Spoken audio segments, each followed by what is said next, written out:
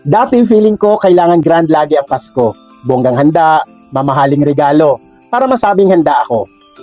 Pero na-realize ko, sino bang may sabi na kailangan magarbo? Bakit ko ba ipipilit kung hindi kaya? Holiday pressure is real. Pero this year, pipiliin kong magpakatotoo. Okay lang na simple, okay lang na praktikal. Kasi ang Pasko, hindi sukat sa presyo. Sukat yan sa saya at pagmamahal. Pipiliin kong maging masaya, hindi dahil sa gastos, kundi sa feeling ng mga mahal ko.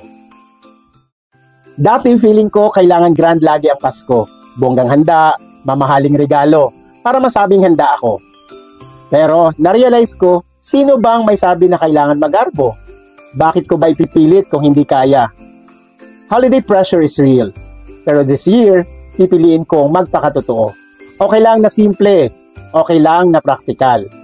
Kasi ang Pasko, hindi sukat sa presyo.